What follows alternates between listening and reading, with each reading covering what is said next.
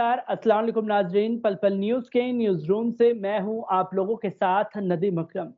America और Iran के बीच लगातार तल्खियां बढ़ रही हैं और उस तल्खियों का दुनिया भर पर क्या असर होगा, ये आने वाला वक्त बताएगा। क्योंकि लगातार बयानबाजी जारी है और इस बयानबाजी के बीच रूस के एक बयान ने आग में घी डालने का काम कर दिया है। इसी पर हमसे बात करने के लिए शारिक अदिल यूसुफ मौजूद रहेंगे। पहले जान लेते हैं कि पूरा मामला क्या है। रूस के उप विदेश मंत्री ने कहा है कि अमेरिका को अपने कुछ राजनीतिक लक्ष्यों को हासिल करने के लिए सुरक्षा परिषद के प्रस्ताव नंबर 2231 के कुछ खास अनुच्छेद को इस्तेमाल करने की बात करने के बजाय परमाणु समझौते में वापस आना चाहिए। सरगेई रियाबकोव ने रूस की नोवोस्ती समाचार एजेंसी से बात करते हुए कहा कि ईरान के खिलाफ संयुक्त राष्ट्र संघ के हथियार संबंधी प्रतिबंध जो अक्टूबर में समाप्त हो जाएंगे, आगे जारी नहीं रह सकते। उनका ये बयान अमेरिकी विदेश मंत्री माइक पोम्पियो के उस दावे की प्रतिक्रिया में सामने आया है जिसमें उन्होंने कहा था कि वॉशिंगटन ईरान के खिलाफ हथियारों के प्रतिबंधों को विस्तृत करने के लिए अपनी हर संभव कोशिश करेगा।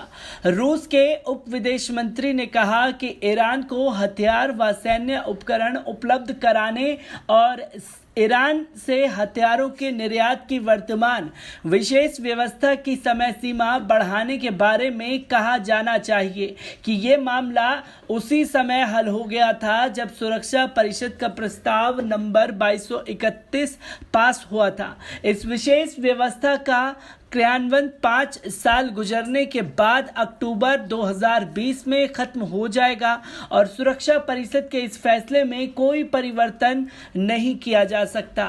सरगेई रियाबकोव ने कहा कि अमेरिका को सुरक्षा परिषद के इस प्रस्ताव के किसी अनुच्छेद को अपने राजनीतिक लक्ष्यों के लिए इस्तेमाल करने की किसी भी तरह की बात करने से पहले ईरान के साथ परमाणु समझौते के संपूर्ण के लिए इस समझौते में वापस लौटना होगा। उन्होंने कहा कि प्रस्ताव क्रमांक 2231 के सभी अनुच्छेदों को पूरी तरह से लागू होना चाहिए और इस समझौते पर साक्षात्कार करने के लिए सभी देशों को बिना किसी कमी के इसका पालन करना चाहिए।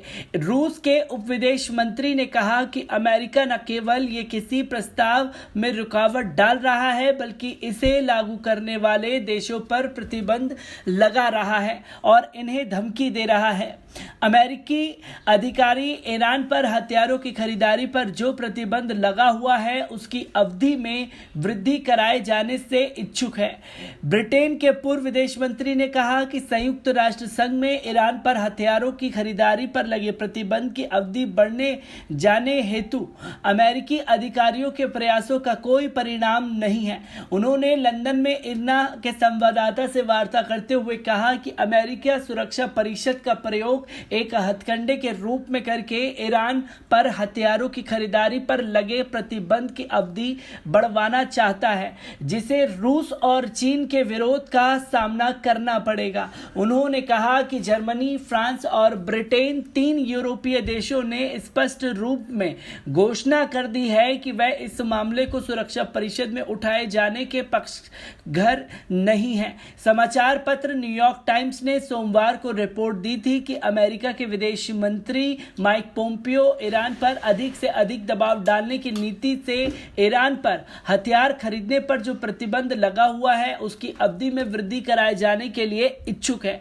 ज्ञात रहे कि ईरान पर हथियारों की खरीदारी के संबंध में राष्ट्र संघ की ओर से जो प्रतिबंध लगे हुए हैं वे जारी वर्ष के अक्टूबर महीने में समाप्त हो रहे हैं। ज्ञानकर हल्कों का मानना है कि हथियारों की खरीदारी पर लगे प्रतिबंधों की समाप्ति के बाद ईरान रूस से हथियार खरीद कर अपनी सैन्य शक्ति को और मजबूत कर लेगा और ये वह चीज़ है जो अमेरिका और इजराइल को किसी भी स्थिति में पसंद नहीं है और उन्हें अभी से चिंता सताने लगी है। एक अमेरिकी कूटनीतिक ने दावा किया कि वेनेजुएला तेल के क्षेत्र में ईरान की तकनीकी सेवाओं के बदले ईरान को सोना दे रहा है।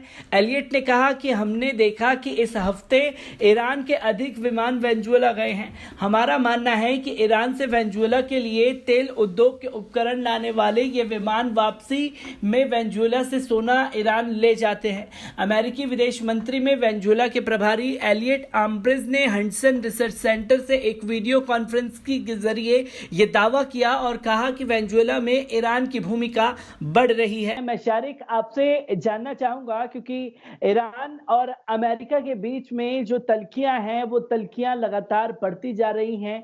कब उस पर अल्प विराम लगेगा, कब ये तल्खियां रुकने का नाम लेंगी?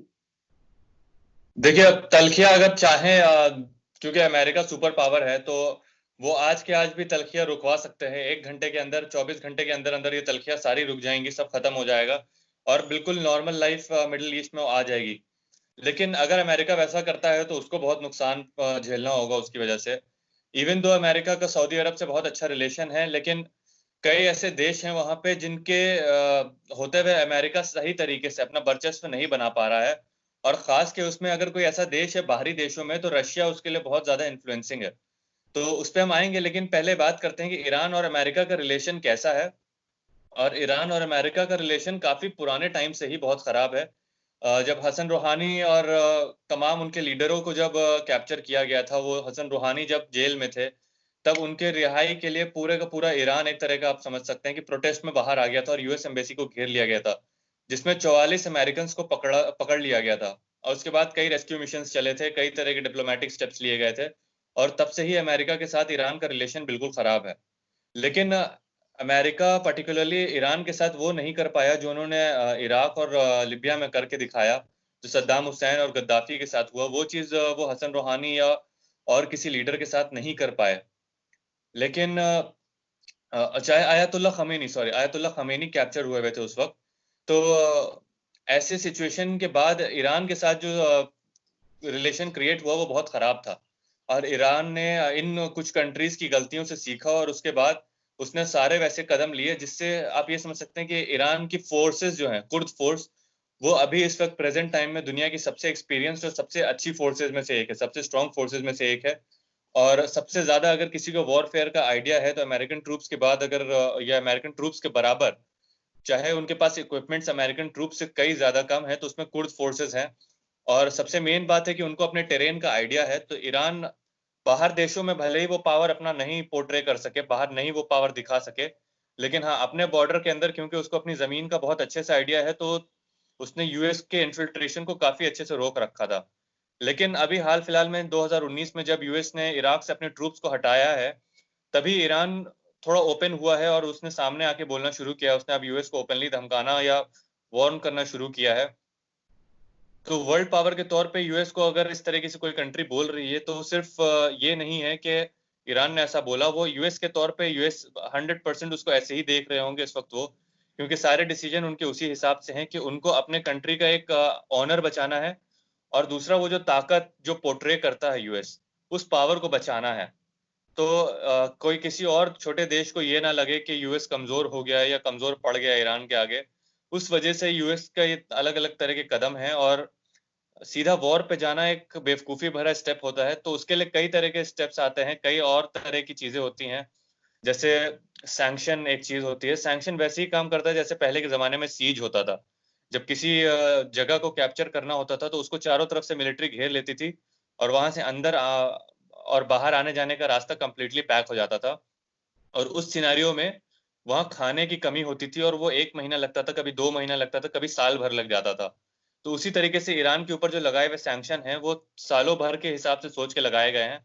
लेकिन अगर कोई बाहरी देश मदद करता है ईरान का, तो उसमें यूएस को बहुत नुकसान मौजूद होगा, क्योंकि यूएस ने काफ़ी रिसोर्सेज़ लगाए हैं और काफ़ी अपने कॉन्टैक्ट्स का इस्तेमाल किया है, बाहर देशों में जो उनके रिलेशंस हैं, उसका इस्तेमाल किया है इस चीज़ को कंप्लीट करने के लिए। और अगर कोई भी देश इसको मैं तोड़ता है, तो उसमें नुकसान बहुत होगा यूएस के रिसोर्सेज़ का भी। शारिक, मैं यह जानना चाहूंगा आपसे, जो दूसरा क्वेश्चन मेरा आपसे ये है कि ईरान के हथियारों पर पाबंदी लगाने की बात की जा रही है अमेरिका द्वारा। क्या अमेरिका हथियारों पर पाबंदी ईरान की लगा सकता है?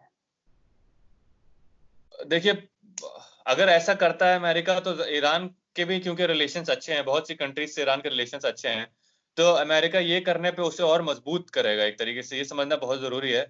तो एक हिसाब से अगर सैंक्शंस लगाए जाएँ तो समझ में आता है कि काम सही से हो रहा है। लेकिन अगर अमेरिका कंप्लीट सैंक्शन लगा देगा तो ज़ाहिर-सी बात है कि ईरान उसको फ़ॉलो नहीं करेगा।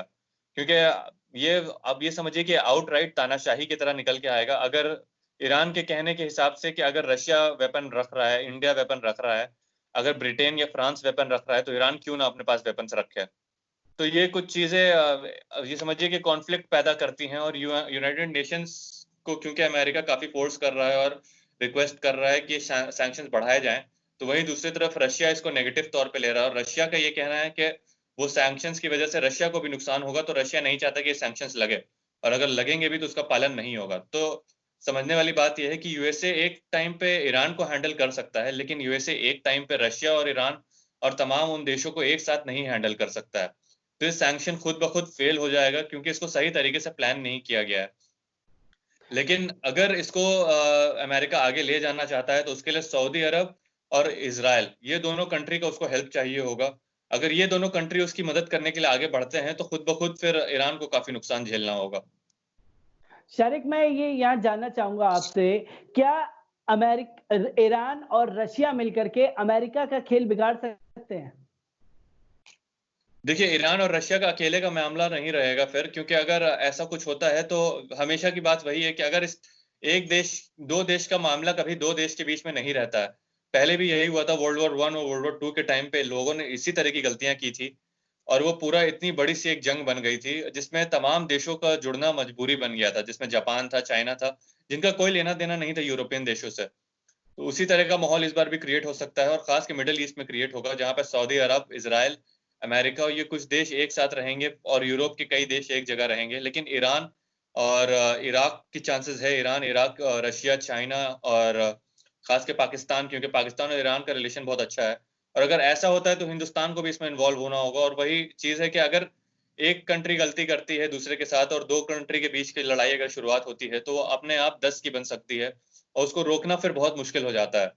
तो ये प्रिकॉशनरी स्टेप्स पहले लिया जाता है, बाद में इसको रोकना इम्पॉसिबल होता है नदीम।